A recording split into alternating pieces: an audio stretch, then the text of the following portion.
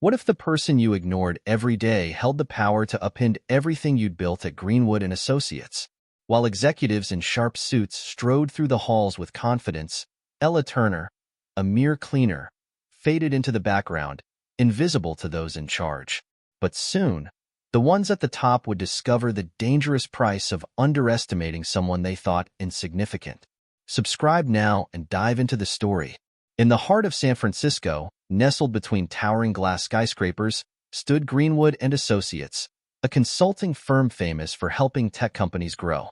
Known for its high-profile clients and big-money deals, the firm attracted some of the sharpest minds in the industry. But beneath its glossy surface, the lower-ranking employees, like the janitorial and administrative staff, were often ignored, treated as little more than background noise. Ella Turner was one of those invisible workers, but her story was anything but ordinary. Ella had recently started working as a janitor at Greenwood and Associates. Dressed in the standard navy blue uniform with her hair neatly tied back and a cleaning cart in tow, she blended into the scenery. To the management, she was a nameless employee performing thankless tasks. What no one realized, however, was that Ella Turner wasn't just a janitor. She was the founder and majority shareholder of Greenwood and Associates. Years ago, after building the firm from the ground up, Ella had stepped away from day-to-day operations due to health issues. She'd handed the reins to her cousin, Luke Turner, who became the CEO. From the sidelines, she watched as the company flourished, but now, Ella had returned. Disguised as a janitor, she wanted to see if the company still upheld the values it was built on, or if greed and arrogance had taken over. Ella quickly saw the truth. The leaders had lost sight of the firm's principles. Employees were treated like tools, not people. But Ella wasn't ready to reveal her identity just yet. She needed to dig deeper, to understand how bad things had gotten. Each day, Ella followed the same routine. She arrived early, before the office buzzed with activity, and moved quietly through the building, mopping floors and emptying waste baskets. The gleaming high-rise offices and state-of-the-art conference rooms were a far cry from her humble cleaning cart, but she remained unnoticed by those around her. While she cleaned, she watched. Her sharp eyes often landed on Liam Carter, the current CEO of Greenwood and Associates. Tall, impeccably dressed, and brimming with arrogance, Liam carried himself as though he were untouchable. His condescending attitude towards junior consultants, receptionists, and janitors like Ella was impossible to ignore.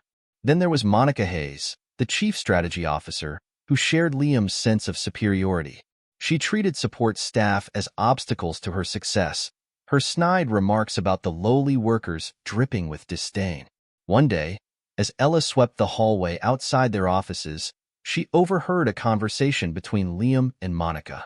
"I don't know how much longer we can afford to keep the janitorial staff," Monica said, her tone dismissive. "They don't even clean the offices properly. It's embarrassing for a firm of our caliber." Liam laughed. "They're lucky to even have a job. It's not like they could do anything else. We can always replace them." Ella's heart sank. She had expected some arrogance, but hearing such cold words spoken so casually stung deeply. The company she had built with hard work and care was now in the hands of people who had no respect for its foundation.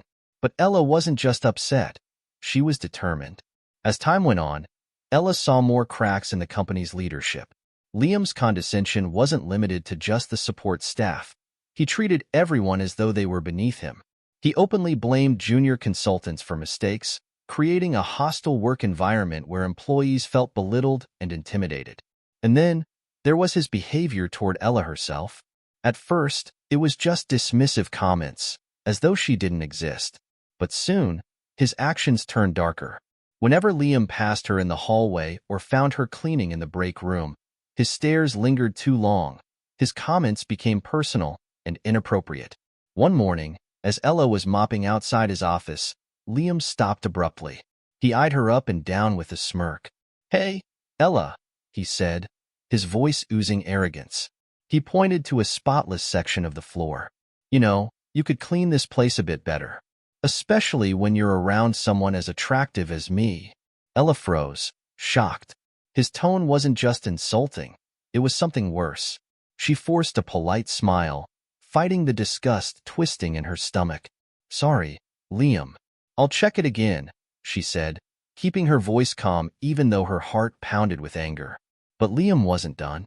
Liam took another step closer, his eyes narrowing with a predatory gleam. "You know," he said, lowering his voice to a whisper, "someone as pretty as you shouldn't be stuck cleaning. I could get you a better position here. Something more fitting. If you're willing to cooperate, of course." Ella's heart raced. A wave of anger and humiliation surged through her, but she kept her face calm, refusing to let him see her discomfort. This wasn't just about her job anymore. This was about Liam abusing his power, trying to manipulate her. "I'm happy with my job, thank you," she replied firmly, her tone steady despite the storm raging inside her. Liam smirked, clearly relishing the control he thought he had. He patted her shoulder, a gesture that felt more like a claim of ownership than any genuine kindness. Ella stood rigid, her teeth clenched. She knew she couldn't let this go on much longer, but she also understood the timing wasn't right for a confrontation. Not yet. Each day, Liam's comments grew bolder, his harassment more blatant. The sense of powerlessness was suffocating, but Ella held her ground, silently planning her next move. One evening, after finishing her rounds on the executive floor, Ella was heading to her car in the dimly lit parking garage when Liam appeared again. He blocked her path, standing too close, his eyes glinting with something far more sinister than arrogance. "Ella," he said, his voice low and menacing, "you've been working so hard lately. I think you deserve more than this cleaning gig." He leaned in closer, his words dripping with malice. "There's a place for you here. If you're just a little more cooperative." Ella's chest tightened as the weight of his words sank in. His tone wasn't just suggestive. It was a thinly veiled threat. "I could make sure you're not here much longer," he continued, stepping even closer, his breath hot against her skin. "You won't have a chance anywhere else, not with your lack of experience. But if you listen to me, I can set you up with something better. Don't make this harder on yourself." Disgust churned in Ella's stomach, but she refused to let fear control her. Instead, she stood her ground, her eyes locking onto his with unflinching determination. "Liam," she said, her voice sharp and cold, "if you keep this up, you'll regret it." Liam blinked, his confidence momentarily shaken. "What are you? You've crossed the line." She cut him off, her voice unwavering. "And if you try this again, I'll make sure you never set foot in this building again." For a moment, he faltered, his bravado cracking under her piercing glare. But Ella knew this wasn't the end of the fight. His threats, his intimidation, his abuse of power, they had all gone too far. She wasn't going to stay silent anymore. Without another word, she turned on her heel and walked toward the elevator, leaving Liam standing stunned in the parking garage. The time for patience was over. The next morning, Ella entered the office, not as a janitor, but as the CEO. She wore a perfectly tailored suit, her hair styled neatly, and carried herself with the confidence of someone who had built an empire. The lobby, usually bustling with indifferent glances, fell silent as employees stared at her in shock. Liam and Monica were in the boardroom preparing for a meeting when Ella walked in. At first, they didn't recognize her. But when she strode to the head of the table and stood beside her cousin, Luke, the real CEO, realization dawned. Their faces turned pale. "This is Ella Turner," Luke announced, pride ringing in his voice as he gestured toward her. "The founder and owner of Greenwood and Associates." The room fell into stunned silence. Ella met Liam's gaze, her expression unreadable but her presence commanding. The tables had turned, and now it was time to clean up the mess, for good. The room fell into stunned silence. Liam's expression shifted from confusion to disbelief. He shot up from his chair, his usual confidence visibly crumbling. What is this?" he stammered, glancing frantically between Ella and Luke. "This has to be a joke. You're the janitor. Are you telling me you've been?" Ella cut him off, her voice calm but firm. "Yes, Liam. I've been working undercover as a cleaner, observing the company firsthand.